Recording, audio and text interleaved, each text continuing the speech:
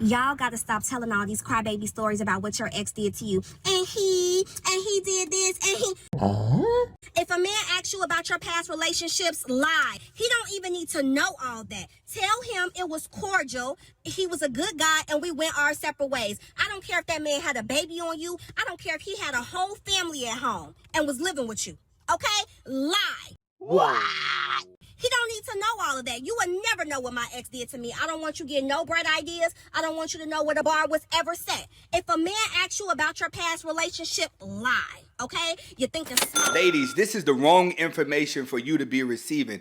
You want to be brutally honest as possible because lies are only going to lead to scars down the road. And we're living in a world where men are getting sick of lies. Men have been lied to for a very long time. Men have been taught to tell women lies in order to protect their feelings. But I think that living in a world filled with lies is only making it worse in the relationship. It's very important for a man to understand a woman's history in order to understand her better. If she's giving him a false history, then his perception of her is going to be fake. And I think that in most relationships, people are scarred once the truth comes out. Than deal with all the hassle of dating. I'm really not in a place emotionally and financially where I can deal with sorting through a bunch of misses to find a misses. Nowadays with dating apps, there's always something new and more exciting just around the corner. So many women I've dated have abruptly broken things off because they found something more exciting. Dating is like taking on a part-time job. I don't have the time or the energy. I'm sure all of you can relate to that. Social media, Hollywood, and really altered the expectations of the general public across the board when looking for a mate. It's actually really messed up psychologically when a person thinks about it. Specifically, unrealistic expectations are held by people who conveniently hold themselves to extremely low standards but feel entitled to the best. More specifically, unrealistic expectations are held by people who act like victims when they're confronted with equally high expectations. And this is exactly how most guys are thinking now. They would rather sit at home and be lonely than to deal with the hassle of being in a relationship with a woman. Has everything changed completely the way we look at life? Yes. Is there still a chance that you can date? Yes. The only problem is that no one knows how to date because no one knows who they are. Just as many men that have been hurt by women, women have been hurt by men as well. The entire dating community has been flipped upside down. In my opinion, all of this has been socially programmed. The elites that are at the top did this intentionally for population control. So as much as we could put the blame on man or put the blame on woman, you have to put the blame on the elites and what agendas do they have. We can physically see the agendas that they have, but most people don't want to see the truth because the agendas feel better. The point is that masculine women are not attractive. I'm going to say it again. Masculine women are not attractive, and it's an asinine concept that modern day women think it's okay to be masculine. That's why when I gave you the example, if I wear a dress and heels and walk up to you and say, let's go on a date. Oh, by the way, I'll be masculine if I find a feminine woman. That's what it sounds like when a masculine woman comes up and says, well, I can be feminine. I just need a masculine man to get me in point. Why should a man have to do that? You should naturally be feminine, but it's just a ridiculous concept that women think that they should be accepted as how they are, as if they don't have to self-improve. No, men have to self-improve. Women also have to self-improve, and you have to be feminine. If you're a masculine, it's okay. You can be a career man, you can be dominant, you can be assertive. But the consequence of that is most men are not going to tolerate it. They just won't say it. Because if they say it, it's considered misogynistic. A lot of you guys gave me crazy faces when I said that, but this is what men are thinking. They can't say this though, because you get canceled for speaking like this. See, I just want to... He's absolutely right. That's what women have to understand. A man can't quite come out and tell you how he really feels, because based off of your response, you can feel like, hey, I feel like he's harassing me, or I feel like he's misogynistic, or I feel like he's here and he gets canceled. He is absolutely right. But what women have to understand is, he made a point when he says women act masculine because they feel like they need to have a real man to make them feel feminine. What you're not understanding is a man doesn't want to be combative at the beginning of the relationship. When you come across a masculine person, masculine people like to debate. Masculine people like to show their power up front to show who's more dominant. A man doesn't want to look at a woman the same way he looks as a man, but a woman is saying, if you can match my masculinity and you can over-masculate me, then I'm gonna give in to you. That's why I tell a lot of you guys, you'll get further with a woman just by saying no. She may look at that as being dominant. Whenever she tells you to do something, just say, no, I don't want to do it. And she'll start to like you because you've out-dominated her. That's what women are doing. They're walking around putting on the face of a pit bull, seeing which guy is going to be able to intimidate her before she acts feminine. But men are like, we don't want to wait to see if you're going to be feminine, because if we walked up to you, well, let me take that back. You have a lot of women now, they're dating feminine men. So we're just going to go to the next video. And that's going to be, hold on, let me click. It's going to be just purely things women are now held accountable for bad behavior. Modern women don't have consequences for bad behavior because do you hear about that teacher in the US? She slept with a 50 days in jail and now she's out. Isn't that a movie also with Adam Sandler? and even that OnlyFans model that killed her boyfriend, she was out of jail because she's a pretty girl. Like they didn't even keep her for a week and she's out. I'm protected then. But it's like, and she's absolutely right. She says, hey, the woman that slept with the students, she's out. The woman that took her boyfriend out, she's out. And she's absolutely right. If a woman looks pretty, she seems like she could get away, but that's only over here in the Western states.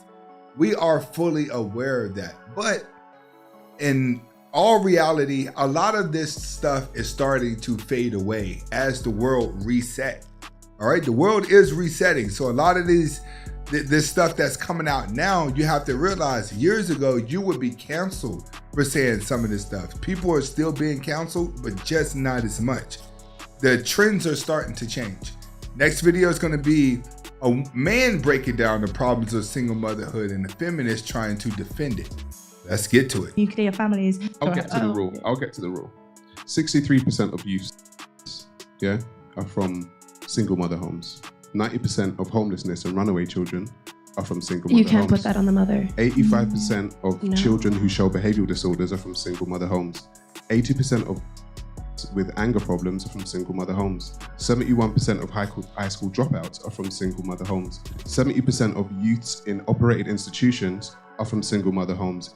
80% of all the youths that are in prison are from single mother homes. So how are you going to blame the woman then? Well, he didn't blame guys, why is your immediate reaction you're blaming the woman when he's just reading a stat? Because I think where this conversation was going was like, you know what, women need to behave, women need to act correctly, and then life would be sweet. There'd be more nuclear families. Like, that's not the case. I'll get to the rule.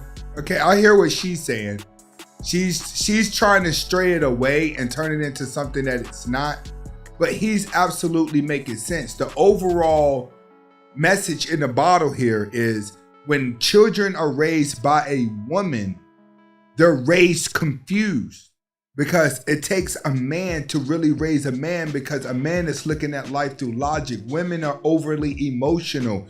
So you make emotional decisions. That's what made you a single mother in the first place. You made an emotional decision. You may have ended up with the wrong guy because at the time it felt good. You didn't allow yourself as a woman to mature, to get a little older before you started having a child. That's where most single mothers come from, is the ones that try to build a family early in life with the wrong type of guy. So if you stop and look, he makes a lot of sense when he talks about prison, when he talks about people taking themselves out, when he talks about the problems amongst people and where they come from. The statistics and the facts do not lie. This is why men are upset with how free women are running, over sexualizing themselves and pretty much taking no accountability to starting a life that they can't raise. And what has happened is a lot of these mothers have produced their own demons. Next video is gonna be Rick Ross with one of his fans stalking him. Let's see what's happening here. On your story like this. Like, this was one time, like a few months ago. Can you be honest to everyone in my story? Yes. How long have you been stalking me? Please be honest. No, like, not that long. How long? Years. It's like sorry. Mr. Ross, I would 3 never years. stalk you. Okay, You're like amazing. You're it's amazing. like 6 months. No, it's 3 years. Okay. You're right. Let me. That's just a little funny from Rick Ross. That's just how women are, man. When you make yourself something and you love yourself, other people are going to love you too. All right, now we're going to get to my man Andrew Tate. This is the one that I want you guys to really, really, really pay attention to. This man be dropping too much knowledge. Let's get to it. Or meets a white billionaire. Do you think there's any racism? When a black billionaire meets a white billionaire, do you think there's any racism? Do you think they care? He's a billionaire, I'm a billionaire. Both our yachts are in Monaco. He's from Algeria, he stole all the gold. I'm a stock market whatever. There's no racism. The racism's for the poor people. Because if you keep the poor people divided, they can't wake up long enough to do what I did and read about how money works. Because if they do that, we got big trouble, right? Then the slaves will wake up. You don't want to deprogram the slaves. So you have to convince the slaves that it's not the monetary system's fault that you're broke. It's not the monetary system's fault that you continue to work for a set number of dollars and the price of houses just keep going up and up and up. It's not the monetary system's fault. It's the white man's fault, or the black man's fault, or the Asian people's fault. Someone else's fault. I think all this stuff, feminism, racism, all these things, I think they're all control mechanisms. They have to keep the poor people fighting amongst each other, because if the poor people all unite, then it's much harder to control us. He's absolutely right. That's what you guys have to understand about life, which is why it's very important that you gain life experiences, that you get out and travel the world, that you get out and walk around the different neighborhoods, different states, different cities. You have to study life in order to survive. You can't really come online and gain one person's knowledge and think that that's the only person that's right or their information is absolutely gold. No. Because that person hasn't been around the world and been in everyone's shoes. So it's best that you learn what more than one person is doing. That way you can come up with your own ideology. When you walk around with a free mind, life is different. You have a lot of people out here that are saying that they have a free mind when they really don't. They're just mentally ill and they're giving themselves an excuse not to live out their dreams because they're living free. No. When you learn how to live, you can't slow down, because the only thing that you're gonna have is dreams, because you're gonna see what life really has to offer and the things that you can do, the places that you can go visit, the things that you can do but will require money. So you have to understand that it will require you to work hard to get money in order for you to live out your imagination. It's hard to have an imagination whenever you have someone else thinking for you. That's what you have to realize. If you have to take your personality from someone else's personality, you're going to be miserable. You're going to be brainwashed and you're going to fall for agendas and you're going to have a small mindset. The moment you have a small mindset, you're not going anywhere in life. You're just going to drown in your depression. And you're going to find yourself doing the same thing over and over and over again every day, expecting different results. This is Anthony Spade. Hopefully you guys got the message behind the videos. Comment, like, subscribe to both of my channels. Hasta la vista.